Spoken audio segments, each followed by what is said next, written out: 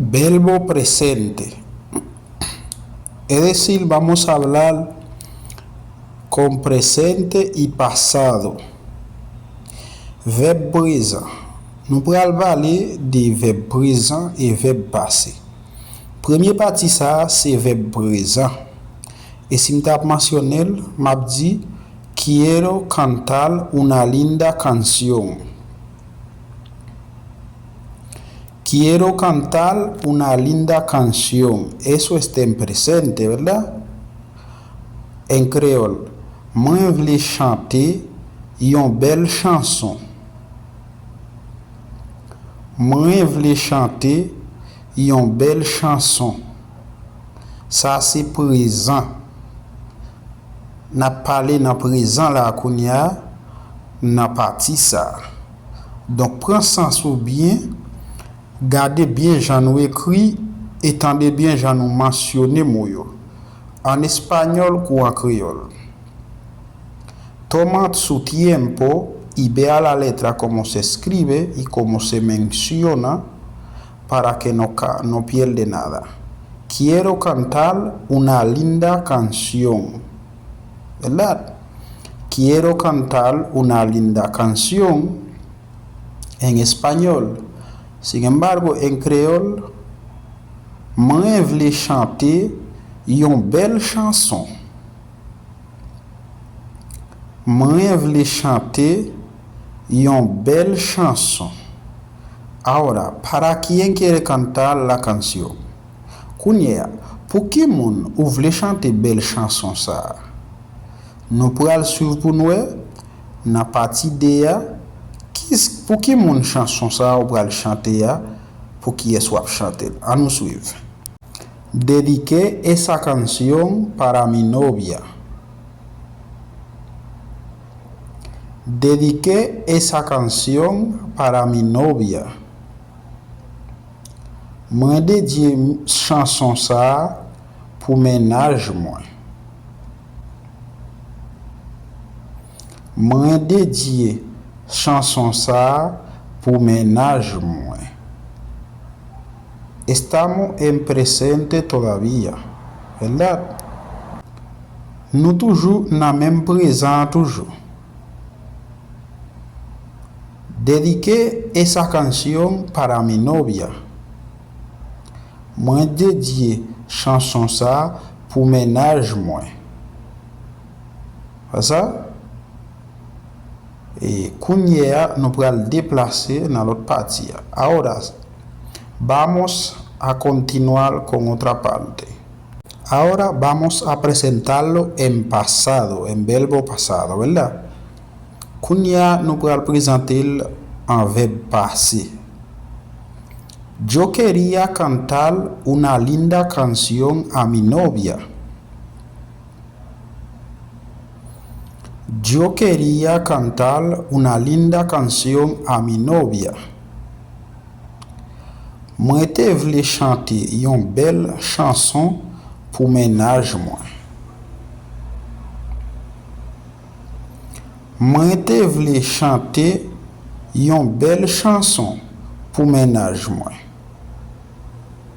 Es decir, no hay nada difícil que usted no puede aprender. C'est pour me dire nous, pas rien difficile là, nous pas qu'à apprendre. C'est mettre tête nous en place parce que bagay yo facile pour nous apprendre. Te me répéter pour nous encore. Yo quería cantar una linda canción a mi novia. Moi te voulais chanter une belle chanson pour ménage moi. Ahora vamos a hablar en presente. Kounia nous allons parler en présent. Yo amo mucho a mi novia. Yo amo mucho a mi novia. Moi reme ménage moi en pile. Moi reme ménage moi en pile. Recuerda que vamos a estar hablando de presente y pasado. Changer n'a parlé de présent y passé. ¿Ok? Yo amo mucho a mi novia. Yo amo mucho a mi novia. Mwen reme ménage mwen en pile. Ahora vamos a hablar en pasado sobre la novia. Kounya nous pral parler en passé su ménage nou. Recuerda, le dije que vamos a hablar de la novia en pasado. Changer mwen di nou, mwen ta pral parler de ex nou en passé. Yo amaba mucho a mi ex novia. Yo amaba mucho a mi ex novia. Mwen te reme ex ménage mwen en pile. Mwen te reme ex ménage mwen en pile. Yo amaba mucho a mi ex novia. Yo amaba mucho a mi ex novia. Mwen te reme ex ménage mwen en pile. Mwen te reme ex ménage mwen en pile. Yo creo que no hay nada difícil ahí que no puedan aprender. Mwen kwe pa gen yon difficile là que nous pas ka comprendre. Et nous pas ka apprendre tout. C'est ça que fait ba yo très facile pour nous comprendre. Por eso que lo hago muy fácil para que lo entienda, ¿sabe? Continuamos con el pasado. Nap continuer avec passé. ¿Por qué amabas tanto a tu ex? ¿Por qué amabas tanto a tu ex? Pour qui ça ou te reme ex ou a, tu te reme ça? Pour qui ça ou te reme ex ou a, tu te reme ça? Escuchen bien, tendez bien pour nous capable capter moyo. Escuchen bien para que capta lo que yo estoy diciendo. ¿Por qué amabas tanto a tu ex? ¿Por qué amabas tanto a tu ex? Pour qui ça ou te reme ex ou a, tu te reme ça? Pour qui ça ou te reme ex ou a, tu te reme ça? Continuamos con el mismo pasado. Nap continuer ak même passé. Mira lo que pasa. Ella era fiel conmigo. Mira lo que pasa. Ella era fiel conmigo. Gade sak pase. Li te fidèle avem. Gade sak pase. Li te fidèle avem. Mira lo que pasa. Ella era fiel conmigo. Mira lo que pasa. Ella era fiel conmigo. Gade, sak pase, li te fidèle avem.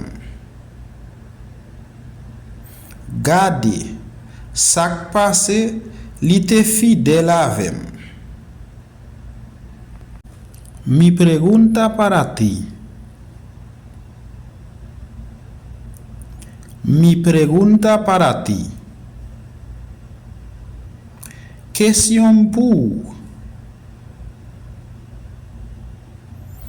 Question pour. ¿Te suscribiste a mi canal? ¿Te suscribiste a mi canal? Ou abonné déjà à channel moyen? ou abonné déjà à channel moyen, que espera para suscribirte a mi canal? ¿Qué espera para suscribirte a mi canal? Qui sa wap tan pour abonner à channel moyen? Qui sa wap tan pour abonner à channel moyen? Suscríbete mi gente a mi canal por favor. Si desea mirar más videos, entra al canal, yo tengo más videos disponibles. Si te olvida tu contraseña de tu cuenta, tengo video disponible para eso. Abonnez s'il vous plaît mon avec channel là. Pas oublier, si vous oubliez mot de passe, moi j'ai vidéo disponible pour apprendre comment pour changer mot de passe. Et m'a quitté une vidéo dans la description en l'air pour nous capable entrer là-dedans. Voy a dejar une vidéo en la descripción para que entre a mirar su video. Ya ustedes saben, mi gente, yo tengo todo tipo de videos diferentes, cualquier cosa que quiera aprender, el canal está ahí, puede entrar a mirar el video que quieres. Et bien mes amis, nous connaissons déjà, channel là disponible pour nous, gain toute qualité vidéo, sauf les apprendre, nous avons tout bagage disponible sur lui, seul bagage c'est abonner pour pas rater rien. Et moi pas présent mais qu'on y a présent parce que j'ai un petit problème santé mais moi là qu'on y a. Moi mais nous en pile n'a pas continuer prochaine vidéo.